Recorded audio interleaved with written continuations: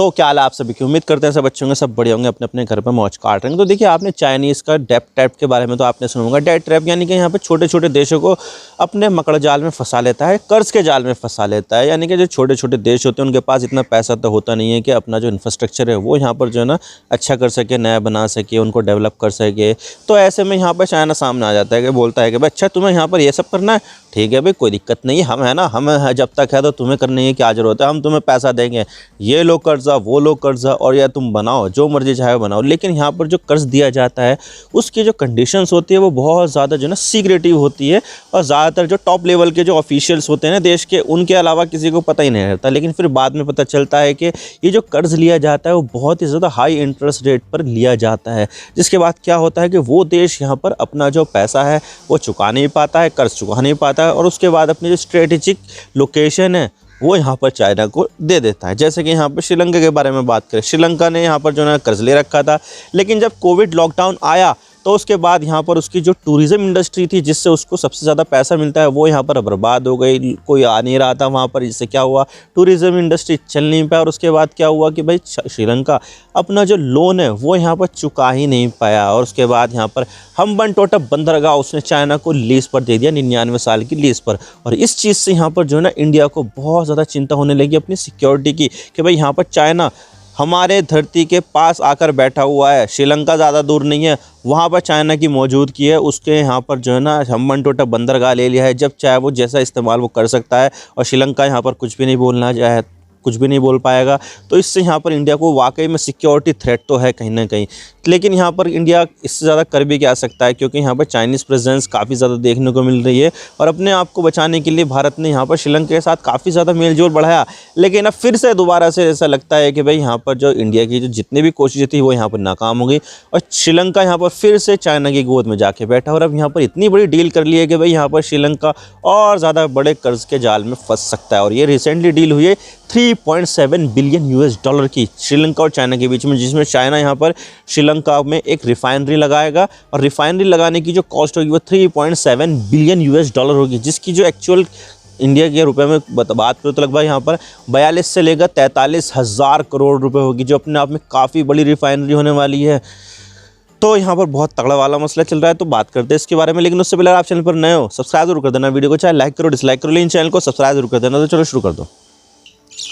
तो देखिए, यहाँ पर जो श्रीलंका के जो अभी नए प्रेसिडेंट बने हैं, पिछले साल ही बने हैं यहाँ पर, अनुरा कुमारा दिसानायके, तो उन्होंने यहाँ पर पहले स्टेट विजिट की है चाइना में। तो चाइना में यहाँ पर उन्होंने स्टेट विजिट किए, तो उसके बाद यहाँ पर बहुत सारे जो एग्रीमेंट पर साइन होने थे, तो उसमें से एक एग्रीमेंट यहाँ पर ये है कि ये जो चाइना है वो एक रिफाइनरी स्थापित करेगा श्रीलंका में, और उसके लिए यहाँ पर चाइना 3.7 बिलियन US डॉलर की यहाँ पर इन्वेस्टमेंट करेगा। अब देखिए, ये जो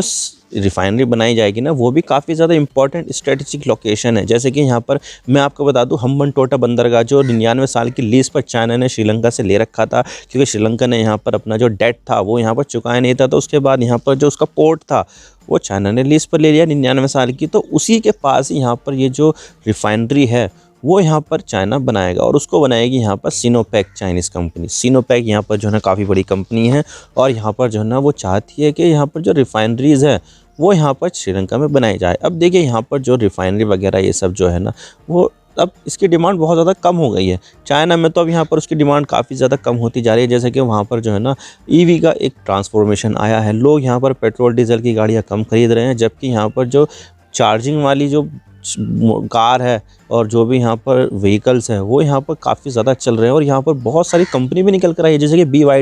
BYD तो यहाँ पर टेस्ला से भी ज़्यादा जो है ना इलेक्ट्रिक व्हीकल्स यहाँ पर बेचती है, और यहाँ पर जो है ना चाइनीज़ एप्पल उसको कहा जाता है। तो BYD यहाँ पर बहुत ज़्यादा कारें बेचती है, और इसके साथ यहाँ पर जो भी ये फ्यूल से चलने वाली जो कारें हैं उनकी यहाँ पर बिक्री डाउन हो गई है। जो यहाँ पर कंजम्पशन पेट्रोल डीजल का होना चाहिए था वो यहाँ पर हो चुका है, लेकिन अब यहाँ पर जो है ना वो दोबारा से दौर वापस आने वाला नहीं है। यानी कि यहाँ पर जो चाइना का जो भी इंफ्रास्ट्रक्चर है रिफाइन करने का वो सब यहाँ पर पूरा हो चुका है। अब उसको यहाँ पर रिफाइनरी को कोई ज़रूरत नहीं है, लेकिन यहाँ पर दूसरे देशों को यहाँ पर काफ़ी ज़्यादा ज़रूरत हो सकती है जहाँ पर अच्छी तरीके से इंफ्रास्ट्रक्चर बना हुआ नहीं है। जैसे कि श्रीलंका में यहाँ पर एक रिफाइनरी काम करती थी, लेकिन यहाँ पर वो रिफाइनरी जो थी वो श्रीलंका के लिए सफिशिएंट थी, लेकिन फिर भी यहाँ पर जो है ना एक रिफाइनरी बनाई जा रही है। कभी कभी यहाँ पर वो इनसफिशिएंट भी बन जाती है, तो उसको यहाँ पर कवर करने के लिए यहाँ पर श्रीलंका को एक ज़रूरत पड़ी कि भाई एक रिफाइनरी और बना लेते हैं। तो यहाँ पर जो है ना उन्होंने बात की चाइना से कि भाई चाइना, हमें यहाँ पर ऐसे ऐसे काम है, ज़रूरत पड़ती है हमें, तो हमें यहाँ पर जो है ना रिफाइनरी बनानी, लेकिन हमारे पास इतना पैसा है नहीं कि हम यहाँ पर जो है ना रिफाइनरी बना पाए, तो तुम कुछ मदद कर सकते हो तो बताओ। तो चाइना ने कहा ठीक है भाई, इसमें क्या दिक्कत है, तुम तो हमारे जो है ना स्ट्रेटेजिक पार्टनर हो, हमारा जो पोर्ट है वो भी यहाँ पर आपके यहाँ पर ही है, तो क्यों ना हम यहाँ पर बना लेते हैं, लेकिन हम यहाँ पर जो है ना हम बनटोटा बंदरगाह के पास ही बनाओगे। तो उन्होंने कहा कोई दिक्कत नहीं है, तुम यहाँ पर कहीं पर भी बनाओ, हमारी तरफ से पूरी छूट। तो उन्होंने यहाँ पर जो है ना डील साइन कर दी 3.7 बिलियन यूएस डॉलर की। और अब यहाँ पर जो है ना चाइना की जो कंपनी है सिनोपेक, वो अब यहाँ पर एक रिफाइनरी बनाएगी, ताकि यहाँ पर जो है ना श्रीलंका की भी ज़रूरत पूरी हो सके और इसी के साथ ही यहाँ पर वो एक्सपोर्ट भी कर सके। श्रीलंका का यहाँ पर ये प्लान है कि भाई इससे जो भी तेल निकलेगा, ऑयल निकलेगा या भी जो भी निकले, उसको यहाँ पर जो है ना 20% श्रीलंका में कंज्यूम करे और उसका बाकी जो बचा हुआ 20% जो ऑयल रिफाइन किया जाएगा वो यहाँ पर एक्सपोर्ट कर दिया जाए। लेकिन यहाँ पर चाइना चाहता है कि भाई यहाँ पर जो भी ऑयल रिफाइन किया जाए वो सारा का सारा श्रीलंका में ही कंज्यूम किया जाए, क्योंकि इंटरनेशनल मार्केट में यहाँ पर अब इसकी डिमांड लगातार कम होती जा रही है। जब से यहाँ पर रिन्यूएबल एनर्जी के ऊपर दुनिया वाले जोर दे रहे हैं, जैसे कि विंड एनर्जी है, हाइड्रो पावर है, न्यूक्लियर पावर है और इसके अलावा जो सोलर पावर है, उन सब के ऊपर दुनिया वाले ध्यान दे रहे हैं। तो अब ये फॉसिल फ्यूल वाले जो चीज़ें हैं वो यहाँ पर कम होगी। तो चाइना तो यहाँ पर ये चाहता है कि भाई हम तुम्हारे यहाँ पर इन्वेस्टमेंट कर रहे हैं, तो तुम यहाँ पर जितना भी ऑयल निकले उसको तुम अपने उसमें कंज्यूम कर लो, क्योंकि अब इसकी डिमांड जो है वो लगातार कम होती जाएगी। लेकिन श्रीलंका यहाँ पर चाहता है कि भाई 20% तो मैं कंज्यूम कर लूँ और बाकी का 80% यहाँ पर एक्सपोर्ट कर दूँ, क्योंकि आपको पता है कि कोविड लॉकडाउन लगने के कारण जो टूरिज़्म इंडस्ट्री थी श्रीलंका की वो काफ़ी ज़्यादा बर्बाद हो चुकी है। और यहाँ पर जो श्रीलंका है वैसे देखने तो वो काफ़ी ज़्यादा खूबसूरत है, बहुत अच्छे अच्छे बीच हैं, जंगल काफ़ी अच्छा है, यहाँ पर वर्षा वन देखने को मिलते हैं, चाय के बागान बहुत ज़्यादा होते हैं, तो अपने आप में बहुत ज़्यादा सुंदर देश है। लेकिन यहाँ पर जब कोविड का लॉकडाउन लगा था तो उस सुंदरता को जो है ना देखने के लिए कोई आया ही नहीं था। और उसकी जो इकोनॉमी है काफ़ी हद तक यहाँ पर टूरिज़्म के ऊपर डिपेंड करती है, 25% इकोनॉमी यहाँ पर टूरिज़्म के ऊपर डिपेंड करती है। लेकिन जब यहाँ पर कोविड लॉकडाउन लगा और यहाँ पर इंटरनेशनल फ़्लाइट ही बंद हो गई, तो तब उसके बाद यहाँ पर जो है चीज़ें बिगड़ती हुई चली गई और यहाँ पर जो भी लोन ले रखा था उसको भी यहाँ पर जो है ना मिस कर दिया, उसकी इंस्टॉलमेंट नहीं दी। और यहाँ पर उसके बाद क्या हुआ कि भाई यहाँ पर हम्बनटोटा बंदरगाह जो था वो चाइना को दे दिया गया लीज पर, कि भाई अब हम यहाँ पर तुम्हें पैसा नहीं दे पाएंगे, हमारे पास पैसा नहीं है, क्योंकि हमारी जो इकोनॉमी थी वो यहाँ पर काफ़ी हद तक काफ़ी बर्बाद चल रही है। तो हम यहाँ पर जो है ना तुम्हें अपना पोर्ट दे देते हैं ताकि तुम जो है ना अपना जो पैसा है वो रिकवर कर लो। तो इस तरह से यहाँ पर जो है ना चाइना को श्रीलंका का एक्सेस मिल जाता है और यहाँ पर ये चीज़ काफ़ी ज़्यादा इंपॉर्टेंट है चाइना के लिए, लेकिन इंडिया के लिए बिल्कुल भी इंपॉर्टेंट नहीं है। इंडिया नहीं चाहता है कि यहाँ पर श्रीलंका में चाइना का बहुत ज़्यादा दखल हो जाए, वरना तो यहाँ पर ये जो श्रीलंका है वो इंडिया के अगेंस्ट चले जाएगा और ये चीज़ इंडिया के लिए सही नहीं होगी कि एक और नया दुश्मन इंडिया के लिए बन जाए पड़ोस में ही। और अब यहाँ पर जो है ना ये सब चीज़ें इंडिया के लिए एक सरदर्दी बन गई है, क्योंकि अक्सर आए दिन यहाँ पर जो है ना चाइना अपना जो है कई सारे जो है ना एक्सपीडिशन शिप यहाँ पर भेजता रहता है और यहाँ पर जो है ना जासूसी के जो शिप्स है वो यहाँ पर भेजता रहता है, ताकि यहाँ पर इंडिया की जो भी स्ट्रेटेजिक लोकेशन पर जो भी मिलिट्री एसेट्स है उनके यहाँ पर जासूसी कर सके। और ये चीज़ यहाँ पर इंडिया के लिए सही नहीं है, क्योंकि अगर यहाँ पर कुछ भी ऐसा होता है तो हमारे जो मिलिट्री एसेट्स है उनके ऊपर कहीं ना कहीं एक बहुत बड़ा खतरा मंडराएगा और यहाँ पर चाइना को इसके बारे में पता होगा कि हमें कहाँ कहाँ पर क्या क्या हमला करना है। तो ये चीज़ जो है ना इंडिया के लिए बिल्कुल भी सही नहीं है और हमें यहाँ पर जो है ना श्रीलंका से बातचीत करनी पड़ी। लेकिन यहाँ पर भी करने के क्या फ़ायदा, क्योंकि देखा जाए तो जो श्रीलंका के जो राष्ट्रपति है अनुरा दिसानायके वो यहाँ पर एक मार्क्सिस्ट हैं और ये जो है ना उनकी जो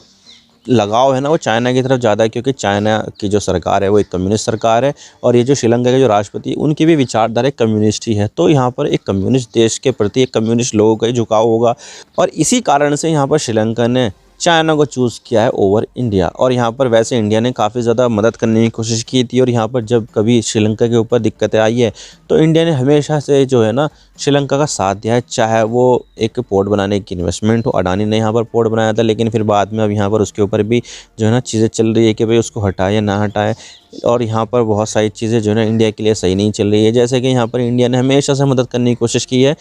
अंडर सी यहाँ पर केबल बनाने की भी बात की है। लेकिन यहाँ पर इन सब चीज़ों को देखते हुए ऐसा नहीं लगता कि अब यहाँ पर जो है ना श्रीलंका अब इंडिया की और ज़्यादा बातें सुनेगा और अब यहाँ पर जो है ना वो चाइना की गोद में जाके बैठ गया। डेट ट्रैप के बारे में सुनने के बावजूद भी यहाँ पर जो श्रीलंका है वो बार बार चाइना की तरफ जा रहा है। बार बार यहाँ पर जो है ना इंडिया हमेशा से मदद करता रहता है ताकि हमारे जो संबंध है अपने पड़ोसी देशों के साथ सुधरे रहे और यहाँ पर जब भी कभी दिक्कत आए तो यहाँ पर श्रीलंका कभी भी इंडिया के अगेंस्ट ना जाए। और यहाँ पर वैसे भी चाइना जो है ना बदनाम है अपने डेट ट्रैप के कारण। श्रीलंका को तो उसने बर्बाद कर ही दिया है, उसके कई सारे एसेट्स से जो है ना यहाँ पर अपने कंट्रोल में ले लिया। इसी के साथ ही यहाँ पर जो सी पैक कॉरिडोर है उस पर भी यहाँ पर खतरे के बादल मंडरा रहे हैं। चाइना यहाँ पर इन्वेस्टमेंट करता है, लेकिन यहाँ पर आए दिन हमले होते रहते हैं। और यहाँ पर जो लोन ले रखा है ना पाकिस्तान ने चाइना से, वो भी बहुत ज़्यादा हाई इंटरेस्ट रेट पर है, जिससे क्या होगा कि आने वाले टाइम में यहाँ पर जब श्रीलंका जो पाकिस्तान है वो अगर ना अपना जो लोन नहीं चुका पाएगा ना, तो उसके बाद यहाँ पर उसको एसेट्स जो है ना अपने स्ट्रेटेजिक एसेट्स वो यहाँ पर चाइना को देने पड़ेंगे। तो इससे क्या होगा कि भाई चाइना जो है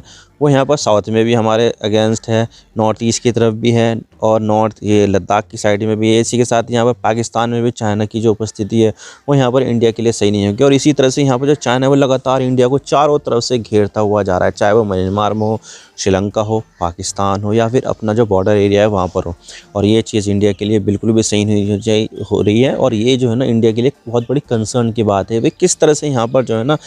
चाइना को काउंटर किया जाए। हालांकि बातचीत चल रही है इंडिया और चाइना के बारे में भी, बॉर्डर डिसएंगेजमेंट के बारे में, लेकिन अभी तक भी बॉर्डर डिसएंगेजमेंट पूरा हुआ नहीं है। और यहाँ पर इंडिया पूरी तरह से चाइना के ऊपर कभी भरोसा कर भी नहीं पाएगा।